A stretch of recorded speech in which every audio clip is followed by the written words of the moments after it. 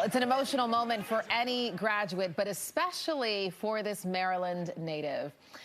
Rehan Staten is in this video here, and you can see him, his loved ones hugging him after earning a law degree from Harvard University. It was anything but easy, but for Rehan to walk that stage, it was a big deal. He joins us now on the couch this morning to share that inspirational story. Good morning to you. Good morning. Good Congratulations. morning. Thank you so much. It's been, I would imagine, such a whirlwind for you because you came up on my timeline actually a few times, folks celebrating with you, folks who don't even know you, celebrating all of your successes. So you graduated from Harvard University, law degree. That's not unusual in itself. It's your story and your journey there. Talk to me about your background and your childhood leading up to. For sure. I was raised by a single father. I have an older brother. And, you know, growing up, we were just going through a lot of issues, whether it was housing insecurities, food insecurities. We didn't even have heat in the winters.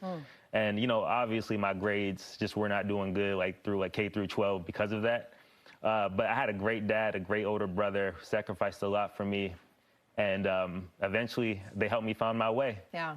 And you graduated, you shared this before, you graduated from high school with what GPA? It was a low 2.0. And my SAT score was a 1040 out of 2400. And that's why I became a garbage man, because no college took me after graduation. Right. Now, you're from Bowie High School. You went to Bowie High School, and you did eventually go to Bowie State. Yes. While you were working as a sanitation worker. Yes. But what is it that made you decide, okay, all right, given all these circumstances around you and your GPA and your other test scores, what made you decide, you know what, I'm going to go to Harvard? Because, you know, a lot of people, that's a high bar. Yeah. Yeah. So how did you get there? I mean, it was a whole process, again, because, again, people always ask the question, how did you even get to college in the first place? Yeah. So when I was working as a sanitation worker, my coworkers came around me and said, look, we see something in you. We think you're brilliant. And, again, to me, I've never been in an environment where I was embraced like that. Yeah. And so eventually I got to Bowie State with their help. They got me in off an appeal. And then I started getting 4.0s. I transferred to Maryland. And then when I was at Maryland, I decided that's where I want to go to Harvard Law School. You know, I think your story, as I was reading it and watching some of your other interviews, it's a testament to the power of having a village and a support system around you. Because I know you had quite the opposite in high school with teachers telling you wouldn't go far. And then you're surrounded by your coworkers, friends, family who sacrificed for you. Tyler Perry, am I understanding correctly that he also supported you? For sure. I remember like it was yesterday. I was sitting on the couch and I get this phone call from Atlanta. And my assumption was it was just a news station from Atlanta. Yeah. However, he said, hey, may I speak to Rehan Staten? And I said, this is he.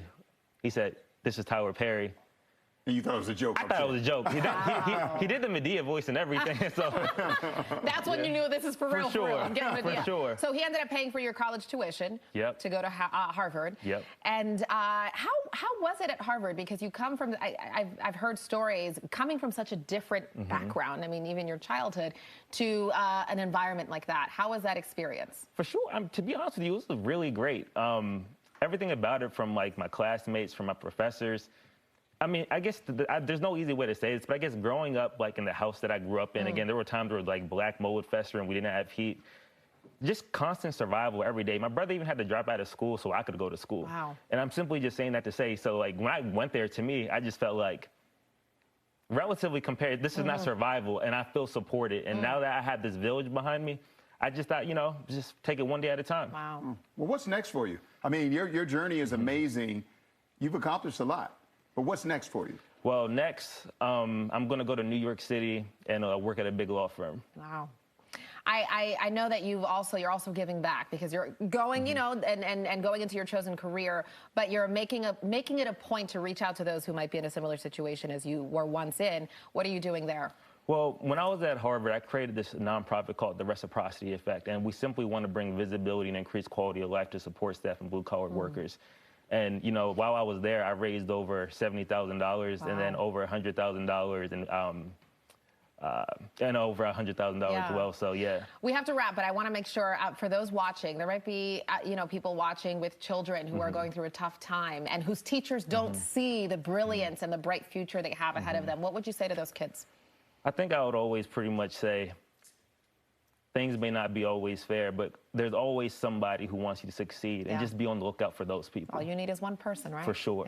Yeah. Thank you so much for joining us today. Thank you so much. And best of luck to you. I know you won't need it, but best of luck to you. Thank you so much. Work. And to think that there were some teachers who actually didn't believe in you and Yeah. actually told you that you couldn't even do the academics in high school. 100%. Middle school too. Middle Yeah. school. Wow, and now look at you. That's powerful. Look at you now. How you Thank like me you, now? thank you. Right? Listen, you wouldn't hear the end of me. I would call, hey, Miss So-and-so, remember me? Thanks for joining us again. Thank you so much. Steve, we'll send it over to you. Jeanette, when he has time at that busy law firm, he's got to write a book as well. I want to hear the whole story. Great.